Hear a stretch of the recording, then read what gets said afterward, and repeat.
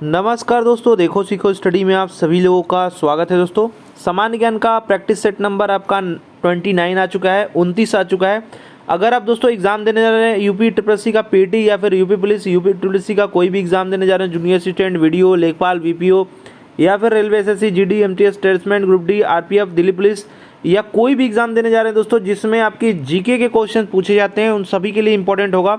और 100% जो हम सीरीज़ चला रहे हैं उससे क्वेश्चन फंसने के चांसेस हैं। ये सीरीज़ पूरा देखेंगे, क्वेश्चंस का लेवल जब आप देखेंगे तो आपको पता चलेगा। सबसे पहला नंबर जो क्वेश्चन है, देखिए, an essay on the principle of population.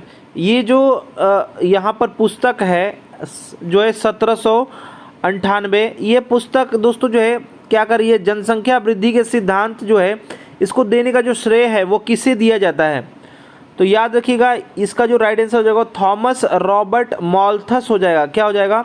Thomas जो है रॉबर्ट माल्थस इसका राइट आंसर हो जाएगा। साथ ही साथ एक और पुस्तक बार बार पूछा जाता है, द पॉपुलेशन बम। क्या है? The population. जनसंख्या की दृष्टि से कई जो है क्वेश्चंस आपको पूछे जाते हैं, तो ये पुस्तक भी याद रखेंगे, द पॉपुलेशन बम। इसके जो है लेखक है वो है पॉल जो है एहरी लीच इनका नाम है। ठीक है, तो ये भी याद रखेंगे। ये दोस्तों जो है ये भी लिखे हैं क्या, पॉपुलेशन बम। साथ ही साथ an essay on the principle of population, ये लिखा किसने? थॉमस रॉबर्ट माल्थस ने। कुछ जो बुक्स हैं जो कि एग्जाम में पूछे जाते हैं, सुन लीजिएगा या फिर लिख लीजिएगा। ठीक है, प्रिंसिपल्स ऑफ इकोलॉजी जो आता है वो विलियम जेम्स ने लिखा है। साथ ही साथ इंटरप्रिटेशन ऑफ ड्रीम्स है, ये सिगमंड फ्रॉयड ने लिखा है। The general theory of employment instead and money, ये दोस्तों जो है किसने लिखा है? ये जॉन मेनार्ड कीन्स ने लिखा है। कीन्स ने दोस्तों लिखा है। और द कम्युनिस्ट मैनिफेस्टो, ये लिखा है कार्ल मार्क्स ने। और द वेल्थ ऑफ नेशंस, ये तो सभी लोग जानते हैं, the wealth of nation Adam Smith ने या आदम स्मिथ ने। The condition of working class in England, ये जो लिखा है वो फ्रेडरिक एगल्स ने लिखा है। ठीक है, कार्ल मार्क्स का, एडम स्मिथ का और फ्रेडरिक एगल्स का याद रखेंगे।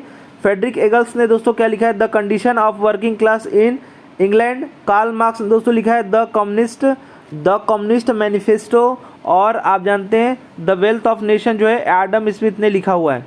तो सबका मैंने बता दिया क्योंकि क्वेश्चंस इसी में से घूम फिर के आते हैं। नेक्स्ट बात करेंगे, वर्ष 2023 के लिए 64 देशों के विश्व आर्थिक मंच के वैश्विक प्रतिस्पर्धात्मक सूचकांक में भारत का स्थान पूछा जा रहा है। तो दोस्तों इसमें जो भारत का स्थान रहा है वो 40वां रहा है। साथ ही साथ दोस्तों जो है इसमें जो है फर्स्ट मतलब कि जो 3 हैं उनको देख लीजिए। साथ ही साथ अब जो है 2023 का 40वां स्थान रहा है, लेकिन अगर यहीं पर 2022 का पूछ लिया जाए तो भारत का स्थान दोस्तों जो है 37वां रहा है। अब 1, 2, 3 पे कौन रहा है 2023 में, ये देख लीजिए। पहले स्थान पर दोस्तों जो है इसमें डेनमार्क रहा है। दूसरे स्थान पर दोस्तों इसमें आयरलैंड रहा है। ठीक है, तीसरे स्थान पर दोस्तों इसमें स्विट्जरलैंड रहा है। ठीक है, तो पहले स्थान पर डेनमार्क, आयरलैंड और स्विट्जरलैंड याद रखेंगे। भारत का स्थान जो है 2022 वाले में 37वां रहा, 2023 वाले में 64 देशों के जो आर्थिक मंच रहा इसमें 40वां रहा। प्रतिस्पर्धात्मक सूचकांक है। नेक्स्ट बात करेंगे, निम्नलिखित में से कौन सा एक जो है उपभोक्ता अधिकार है? इनमें से कौन सा उपभोक्ता अधिकार है? तो ये संवैधानिक उपचारों का अधिकार, अनुच्छेद 32 की बात कर रहा है। कहीं भी आने जाने बसने का अधिकार, ये सब तो दूसरी चीज़ है ना। यहाँ पर जो है हर जाने की जो अपेक्षा करने का अधिकार, यही जो है एक उपभोक्ता अधिकार है। उपभोक्ता अधिकार 6 हैं, तो सुन लीजिए। पहला जो है सभी प्रकार के खतरनाक सामानों और सेवाओं की सुरक्षा का अधिकार। दूसरा है सभी वस्तुओं और सेवाओं के प्रदर्शन और गुणवत्ता के बारे में पूरी तरह से सूचित करने का अधिकार। तीसरा जो है माल और सेवाओं के जो मुक्त विकल्प का अधिकार। चौथा है आपका उपभोक्ता हितों से संबंधित सभी निर्णय लेने वाली प्रक्रियाओं में सुनवाई का अधिकार। पांचवा है जब भी उपभोक्ता अधिकारों का उल्लंघन किया जाए तो उसका निवारण का अधिकार। और छठा जो है उपभोक्ता शिक्षा को पूरा करने का अधिकार आदि। तो दोस्तों यहाँ पर हर जाने की अपेक्षा का अधिकार डी राइट आंसर हो जाएगा। नेक्स्ट बात करेंगे, भारत सरकार का कौन सा विभाग न्यूनतम समर्थन मूल्य की घोषणा करता है? बहुत ही इंपॉर्टेंट क्वेश्चन। कृषि और सहकारिता विभाग। कौन सा? कृषि और सहकारिता विभाग न्यूनतम समर्थन मूल्य का जो है घोषणा करता है। इम्पॉर्टेंट चीज़ ये है कि न्यूनतम समर्थन मूल्य होता क्या है। मान लीजिए कोई भी 22 रुपये गेहूँ का हो गया, ठीक है, तो इससे ऊपर आप बेच सकते हैं। अगर ये किसान के लिए एक बीमा की तरह है, क्या है, समझ लीजिएगा इसको, ये किसान के लिए एक बीमा की तरह है। अगर जो है किसान चाहे तो 22 से अधिक रुपए में कहीं पे भी बेच सकता है, लेकिन अगर उसका फसल नहीं बिकता है तो जो न्यूनतम समर्थन मूल्य सरकार कह रही है इस पर जो है ये सरकार ले लेगी, ठीक है। तो इसको कौन यहाँ पर जो करता है, कृषि और जो सहकारिता विभाग। साथ ही साथ कुछ इंपॉर्टेंट पॉइंट है, ठीक है, इसमें ये है कि जो आपका खाद्य जो मूल्य नीति है समिति, इसने दोस्तों जो है खाद्य मूल्य नीति समिति, याद रखिएगा 1964 में दोस्तों इसकी सिफारिश हुई और 1965 में जो है क्या हुआ, कृषि मूल्य आयोग की दोस्तों स्थापना हुआ। क्या हुआ, कृषि मूल्य आयोग की स्थापना हुआ, जिसका नाम बदल करके 1985 में दोस्तों क्या रख दिया गया, इसका नाम बदल करके आपका कृषि लागत एवं जो है मूल्य आयोग कर दिया गया। तो यहाँ पर आपका ए राइट आंसर हो जाए, याद रखिएगा। नेक्स्ट बात करेंगे, भारतीय संविधान को हाथों से लिखने वाला व्यक्ति कौन था। तो हाथों से लिखने वाले व्यक्ति थे जो है प्रेम बिहारी नारायण रायजादा। कौन था, प्रेम बिहारी जो है नारायण रायजादा थे। ए इसका राइट आंसर हो जाएगा। कुछ इंपॉर्टेंट पॉइंट्स देख लीजिए, ठीक है। संविधान जो मूल संविधान है इसको प्रवाहमय शैली में इनके द्वारा दोस्तों जो हस्तलिखित किया गया। साथ साथ मूल जो संस्करण है इसका सौंदर्यीकरण या फिर कहिए सजावट शांति निकेतन के जो कलाकार थे उन्होंने किया। इसमें इनका जो नाम आता है वो नंदलाल बोस जी का नाम आता है और बिहुर राम मनोहर सिन्हा जी का नाम आता है, ठीक है। सौंदर्यीकरण और सजावट के लिए शांति निकेतन के जो कलाकार थे वो थे। साथ ही साथ मूल जो प्रस्तावना है ये प्रेम बिहारी नारायण रायजादा द्वारा दोस्तों जो है एवं जो है बिहुर राम मनोहर सिन्हा जी द्वारा ज्यामितिक है। ये तो लिखित हस्तलिखित इनके द्वारा है, लेकिन ज्यामिति की जब बात किया जाएगा तो बिहुर दोस्तों राम मनोहर सिन्हा याद रखेंगे, और सौंदर्यीकृत भी इन्होंने किया था। साथ ही साथ कुछ इंपॉर्टेंट पॉइंट ये है कि जो है जो मूल संविधान है इसका हिंदी संस्करण दोस्तों जो है उसका सुलेखन, हिंदी संस्करण का जो सुलेखन है वो वसंत कृष्ण वैद्य द्वारा, जिसे जो है नंदलाल बोस जी द्वारा सुंदर ढंग से जो है अलंकृत किया गया। एक इम्पॉर्टेंट पॉइंट और है, बहुत ही इम्पोर्टेंट है कि दोस्तों जो है HVR अयंगर को संविधान सभा का सचिव नियुक्त किया गया और हाथी का जो प्रतीक है इसको मुहर के रूप में अपनाया गया था। नेक्स्ट बात करेंगे, भारतीय संविधान का कौन सा अनुच्छेद राज्यों में राज्यपाल की नियुक्ति का फिर की उनका जो प्रावधान करता है। देखिए नियुक्ति की जब बात याद करेंगे तो 155 हो जाएगा। राष्ट्रपति के अनुसार राज्यपाल की नियुक्ति होता है, लेकिन यहाँ पर प्रावधान की बात किया जा रहा है तो राज्यपाल का प्रावधान आपका 153 नंबर अनुच्छेद में है, याद रखिएगा, ठीक है। ये राष्ट्रपति के पश्चात पर्यंत कार्य करते हैं, ठीक है। हटाने का कुछ इसमें जो है संविधान में उल्लेख नहीं है, लेकिन 5 वर्षों के लिए दोस्तों जो है ये राष्ट्रपति द्वारा क्या कहते हैं, मतलब कि नियुक्त किए जाते हैं, ठीक है। सरोजनी नायडू जी जो है ये प्रथम जो है महिला थी जिन्हें जो है राज्यपाल बनाया गया, मनोनीत किया गया, और कहाँ का, यूपी का, याद रखेंगे, ठीक है। अनुच्छेद जो है 124 जो है ये आपका क्या है, ये उच्चतम न्यायालय सुप्रीम कोर्ट की स्थापना और गठन का वर्णन इसमें है।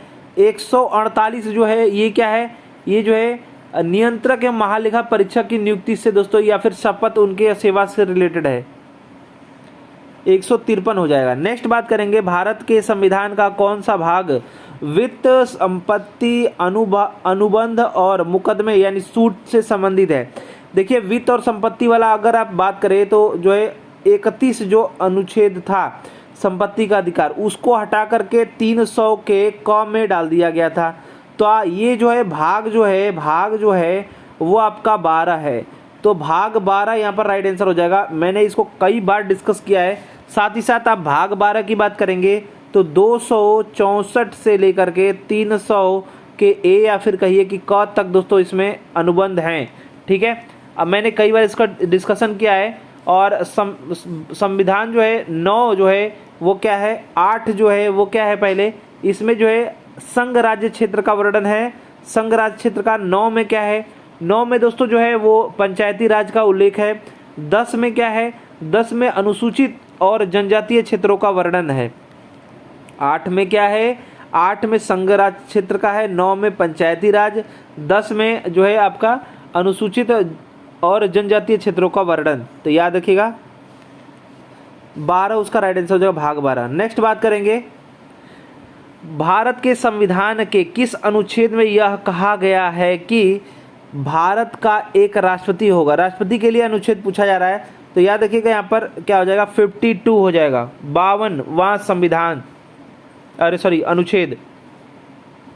यह कहा गया है दोस्तों, साथ साथ राष्ट्रपति जो होते हैं कि जो राष्ट्र की एकता, अखंडता और सुदृढ़ता के प्रतीक होते हैं। डॉक्टर जो अंबेडकर जी हैं, ये क्या कहते हैं, ये कहते हैं कि जो राष्ट्रपति होता है वो राष्ट्रपति की जो संवैधानिक स्थिति है वो ब्रिटिश की जो महारानी है इनके समान है। कुछ अपवाद भी हैं, ठीक है, इन्होंने जो कहा है वो वक्तव्य मैंने बता दिया। देखिए राष्ट्रपति पद के लिए जमानत राशि याद रखिएगा 15,000 रुपये होती है, ठीक है। अगर कुल वैध जो उम्मीदवार हैं उनके वैध जो मत हैं उसका 1/6 भाग अगर मत प्राप्त नहीं करने पर जमानत राशि दोस्तों जब्त हो जाती है। और निर्वाचन की जो रीति है, ठीक है, वो अनुच्छेद नंबर 55 में है, याद रखिएगा अनुच्छेद नंबर 55 में क्या है, इनकी जो निर्वाचन की रीति है या फिर इसको कहते हैं राष्ट्रपति का चुनाव अनुपातिक प्रतिनिधित्व के अनुसार एकल संक्रमणीय मत और गुप्त मतदान होता है। एकल संक्रमणीय मत और गुप्त मतदान होता है। तो यहाँ पर राइट आंसर क्या हो जाएगा आपका, 52 हो जाएगा। नेक्स्ट बात करेंगे, किसी राज्य के राज्यपाल के रूप में नियुक्ति के लिए भारत के संविधान द्वारा निर्धारित न्यूनतम आयु पूछा जा रहा है। तो 35 वर्ष होता है राष्ट्रपति के लिए भी और जो है राज्यपाल के लिए भी, ठीक है। और मैंने आपको बताया था कि दोस्तों जो है इनकी नियुक्ति 155 नंबर अनुच्छेद में है, ठीक है, और 153 में प्रावधान है, ठीक है। और राष्ट्रपति के प्रसाद पर्यंत कार्य करते हैं और जो और भी जो कैबिनेट मंत्री, मुख्यमंत्री ये सब हैं और इनका अगर बात किया जाए तो शपथ इत्यादि करवाते हैं, ठीक है। नेक्स्ट बात करेंगे, भारत के कितने राज्य और केंद्रशासित प्रदेश जो है उत्तर प्रदेश के सीमावर्ती हैं। तो 9 याद रखेंगे, क्या है 9 राज्य जो हैं, जिनमें से याद रखिएगा उत्तराखंड एक हो जाएगा, हिमाचल प्रदेश, हरियाणा, ठीक है, राजस्थान, मध्य प्रदेश, छत्तीसगढ़, झारखंड, बिहार और दिल्ली। क्योंकि दिल्ली भी इसलिए है क्योंकि ये दिल्ली जो है ये आपका क्या है, ये केंद्र शासित प्रदेश है, तो इसीलिए केंद्र शासित प्रदेश या राज्य भी बोला था, ठीक है। तो राइट आंसर इसका 9 राज्य याद रखिएगा, 9 राज्य जो है सीमावर्ती हैं, ठीक है। और सबसे लंबी सीमा जब बात किया जाएगा तो मध्य प्रदेश। नेक्स्ट बात करेंगे, प्रति इकाई समय में किसी वस्तु के वेग परिवर्तन की दर क्या कहलाती है। वेग परिवर्तन की दर को कहते हैं त्वरण।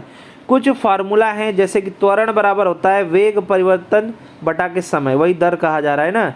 तो क्या हो जाएगा, वेग परिवर्तन और बटा के आपका क्या हो जाएगा समय, तो ये त्वरण हो जाएगा। औसत चाल जानते हैं, जो चाल रहेगा उसके बाद दोस्तों जो है वो जितने समय में होगा उसका नीचे बाद में रख देते हैं तो उसका औसत हो जाएगा, ठीक है। मतलब औसत निकालने का फार्मूला आप लोग जानते ही हैं। साथ ही साथ गतिज ऊर्जा का याद रखिएगा ½ mv² होता है। वेग का जानते हैं, जो है वेग होता है विस्थापन बटा के समय।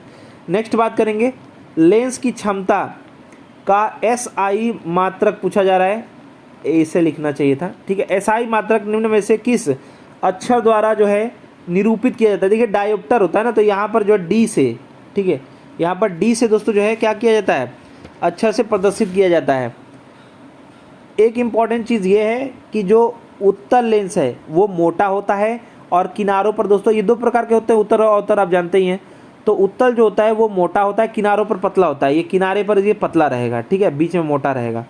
और यही अवतल रहेगा, वो क्या रहेगा, बीच में पतला रहेगा, किनारों पर मोटा रहेगा, ठीक है। तो यहाँ पर ये मोटा रहता है, यहाँ पर ये मोटा रहता है, तो ये उत्तल हो जाता है, ये अवतल हो जाता है। तो उत्तल को जो है अभिसारी लेंस कहा जाता है और अवतल को अपसारी, अवतल को अपसारी, इसको अभिसारी, उत्तल को अभिसारी। तो ये भी पॉइंट याद रखेंगे। नेक्स्ट बात करेंगे, प्रत्येक पानी के अणु में कितने हाइड्रोजन परमाणु और 1 ऑक्सीजन होता है। तो H2O आप लोग जानते ही हैं, H2O ठीक है। H2 है यानी कि दो ठो रहेगा क्या, प्रत्येक पानी में हाइड्रोजन के कितने, यानी हाइड्रोजन के दोस्तों 2। तो यहाँ पर आपका अगर अनुपात पूछ दे पानी और हाइड्रोजन तो 2:1 का ऐसे याद रखेंगे। अगर यहीं पर दोस्तों जो है भार का अनुपात जल में हाइड्रोजन और ऑक्सीजन का पूछ दे तो 1 और 8 का हो जाएगा। ठीक है। नेक्स्ट बात करेंगे कौन सा मिश्र धातु कॉपर और टीन का मिश्रण है। तो याद रखिएगा कॉपर और टीन का जो है वो है आपका बेल मेटल, या फिर जो कहते हैं घंटी जो बनती है ना, घंटी या घंटा जो भी बोलते हैं आप। तो ये दोस्तों क्या होता है, इसमें जो है 75 से 80% लगभग क्या होता है, इसमें कॉपर होता है। ठीक है। अब बाकी 25 से 20% जो होता है वो क्या होता है, टीन होता है। ठीक है। ये मिलाकर बनता है बेल मेटल, तो याद रखिएगा। ठीक है। डेल्टा मेटल भी आप, डेल्टा मिश्र धातु भी याद रखिएगा, तांबा, जस्ता, लोहा, मैग्नीज और सीसा मिला करके बनता है। ठीक है। और आप जो है यहाँ पर डौ जो कहते हैं या फिर दौ बोलते हैं, ये मिश्र धातु मैग्नीशियम एल्युमिनियम को मिला करके बनता है। नेक्स्ट बात करेंगे निम्न में से कौन सी जो है जल जनित बीमारी है, जल से, पानी से। तो पानी से हैजा फैलता है, याद रखिएगा हैजा फैलता है। इसका जो एक जीवाणु का नाम है याद रखिएगा वीब्रियो, क्या नाम है, वीब्रियो। ठीक है। क्या कहते हैं, कॉलेरी। वीब्रियो जो कॉलेरी है इसीलिए इसको कॉलेरा भी कहते हैं। ठीक है। हैजा को कॉलेरा भी कहते हैं, इसी जीवाणु से होता है और जल जनित बीमारी है। साथ ही साथ कंठमाला या फिर जो मम्स कहते हैं, या इसको आप लोग गलसुआ क्या कहते हैं, ये भी कहते हैं मम्स को। तो ये गलसुआ दोस्तों जो है ये क्या होता है, ये विषाणु जो है लार ग्रंथि में प्रभावित करता है, लार ग्रंथि जो है उसको ये प्रभावित करता है। ठीक है। कंठमाला को मम्स विषाणु भी कहते हैं, तो मम्स विषाणु कारण, ये विषाणु कारण होता है। निमोनिया दोस्तों जो है ये आपका जो है डिप्लोकोकस, ये न्यूमोनी नाम का एक रोगाणु है, डिप्लोकोकस न्यूमोनी, इसलिए न्यूमोनिया भी कहा जाता है, याद रखिएगा। ठीक है। चलिए नेक्स्ट बात करेंगे भारत के बाहर पहले आईआईटी परिसर किस देश में पहला होना चाहिए था। पहला आईआईटी परिसर किस देश में स्थापित किया जाएगा। तो पहला जो है वो तंजानिया में स्थापित किया जाएगा, याद रखिएगा कहाँ पर, तंजानिया में दोस्तों स्थापित किया जाएगा पहला आईआईटी। भारत के बाहर की बात हो रही है। ठीक है। तंजानिया में मद्रास का ये नया परिसर है, आईआईटी मद्रास का, आईआईटी मद्रास का है, याद रखिएगा। इसका पहला जो परिसर भारत के बाहर तंजानिया में स्थापित किया जाएगा। नेक्स्ट क्वेश्चन है संघाई सहयोग संगठन के 23 में जो है शिखर सम्मेलन का आयोजन किस देश की अध्यक्षता में हुआ। तो याद रखिएगा भारत की अध्यक्षता में हुआ है। साथ ही साथ संघाई सहयोग संगठन को SCO कहते हैं। इसकी स्थापना याद रखिएगा 2001 में जो है संघाई वी में हुआ, संघाई वी में हुआ। संघाई कहाँ है बताइएगा। ठीक है। साथ ही साथ दोस्तों जो है 2023 में 9वें सदस्य के रूप में ईरान को बनाया गया, 9वां जो सदस्य शामिल किया गया वो ईरान को किया गया, याद रखिएगा। नेक्स्ट बात करेंगे राष्ट्रीय अनुसूचित जनजाति आयोग के अध्यक्ष पद से किसने इस्तीफा दिया है। तो हर्ष चौहान जी ने इस्तीफा दिया है, याद रखिएगा हर्ष चौहान जी ने इस्तीफा दिया है दोस्तों। ठीक है। राष्ट्रीय अनुसूचित जनजाति आयोग एक संवैधानिक निकाय है, याद रखिएगा। नेक्स्ट बात करेंगे जून 2023 में भारत ने किस देश को स्वदेश निर्मित मिसाइल का नाम है INS जो है कृपाण, ये दोस्तों उपहार में दिया, किसको दिया है तो याद रखिएगा वियतनाम को दिया है। मिसाइल कार्बेट है, इसको किसको दिया है, कृपाण है, INS कृपाण, इसको दोस्तों दिया है वियतनाम को दिया है, याद रखिएगा बहुत इंपॉर्टेंट है। ठीक है। और ये दोस्तों जो कृपाण है ये किस श्रेणी का है तो याद रखिएगा खुखरी श्रेणी का तीसरा स्वदेश निर्मित मिसाइल जो है कॉर्बेट है, खुखरी श्रेणी का है ये, किसका, खुखरी श्रेणी का है ये, वियतनाम को दिया है। नेक्स्ट बात करेंगे किस एजेंसी द्वारा 2023 में 8 राज्यों में ऑपरेशन ध्वस्त चलाने का संचालन किया गया। तो ये जो है राष्ट्रीय जांच एजेंसी यानी नेशनल इन्वेस्टिगेशन एजेंसी यानी NIA द्वारा दोस्तों जो है 2023 में जो है 8 राज्यों में ऑपरेशन ध्वस्त का संचालन किया गया। आतंकवादी जो गैंगस्टर हैं, ठीक है, नार्को गठजोड़ को समाप्त करने के लिए NIA द्वारा दोस्तों ये ध्वस्त जो है संचालित किया गया। नेक्स्ट बात करेंगे युगे युगीन भारत राष्ट्रीय संग्रहालय किस राज्य या केंद्र शासित प्रदेश में स्थापित किया जाएगा? तो युगे युगीन जो है नई दिल्ली में, युगे युगीन दोस्तों जो है नई दिल्ली में। साथ ही साथ दोस्तों जो है याद रखिएगा सेंट्रल विस्टा परियोजना, इसी के तहत कुछ और भी बनाया गया है, कमेंट बॉक्स में आप लोग लिखेंगे, ठीक है।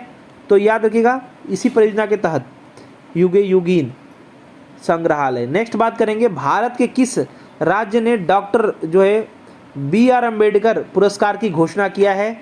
तो दोस्तों एक भारत रत्न BR अम्बेडकर वाला भी दिया जाता है जो महाराष्ट्र सरकार ने याद रखिएगा जो है CM हमारे जो है योगी जी को दिया है, योगी आदित्यनाथ जी को दिया है। लेकिन अभी जो घोषणा हुई है वो तेलंगाना राज्य से हुई है और तेलंगाना राज्य दोस्तों जो है इस पुरस्कार के लिए 51 करोड़ कोष की घोषणा किया है, ठीक है, याद रखिएगा CR 51 करोड़। नेक्स्ट बात करेंगे मार्च 2023 में किस देश ने 30 वर्षों में पहली बार पोलियो के मामले दर्ज किए हैं? तो ये दोस्त जो देश है वो है बुरुंडी देश। बुरुंडी देश में दोस्तों जो है पहली बार क्या हुआ है, ये 30 वर्षों में पोलियो के मामले दर्ज किए गए हैं। बुरुंडी देश दोस्तों जो है अपशिष्ट जल की पर्यावरण निगरानी में जो है पोलियो वायरस टाइप 2 की पुष्टि हुई है, ठीक है, ये टाइप 2 मिला है, तो अब B इसका राइट आंसर हो जाएगा। नेक्स्ट बात करेंगे ग्लोबल पीस इंडेक्स 2023 में दुनिया का सबसे शांतिपूर्ण देश कौन घोषित हुआ है? तो सबसे शांतिपूर्ण देश जो है आइसलैंड हुआ है, ठीक है। तो याद करना भी आसान है क्योंकि आइस जो होता है क्या होता है, पत्थर होता है, पत्थर मतलब कि वो ठोस होता है, तो ठोस होता है तो वो सबसे शांत है, ऐसे करके आप याद कर सकते हैं। पहाड़ भी तो पत्थर हैं, तो ऐसे करके याद कर सकते हैं। लेकिन भारत की रैंकिंग याद रखिएगा 163 देश टोटल हैं, इसमें भारत जो है वो आपका 126वें स्थान पर रहा। भारत जो 126वें स्थान पर रहा, ये आएगा जरूर एग्जाम में, या तो पहला पूछेगा या तो भारत किसने स्थान पर रहा। कितने देश हैं इस सूचकांक में शामिल? 163, याद रखेंगे। नेक्स्ट और लास्ट जो क्वेश्चन है इस सेट का 29 नंबर, जुलाई 2023 में राष्ट्रीय उपभोक्ता विवाद निवारण आयोग के अध्यक्ष किसे चुना गया है? राष्ट्रीय उपभोक्ता विवाद निवारण जो है इसके आयोग का अध्यक्ष है चुना गया है वो AP शाही जी को। किसको? AP शाही जी को चुना गया है। साथ ही साथ इंपॉर्टेंट चीज़ ये है कि AP शाही जी जो है मद्रास और पटना के दोस्तों उच्च न्यायालय के मुख्य न्यायाधीश रह चुके हैं, ठीक है, मुख्य न्यायाधीश रह चुके हैं, ठीक है। कहाँ के? मद्रास और जो है पटना हाई कोर्ट के HC के, ठीक है। तो देखिए दोस्तों ये आपका 29 नंबर सेट था सामान्य ज्ञान का। आशा करते हैं दोस्तों कि हमारा प्रयास, हमारा वीडियो पसंद आया होगा।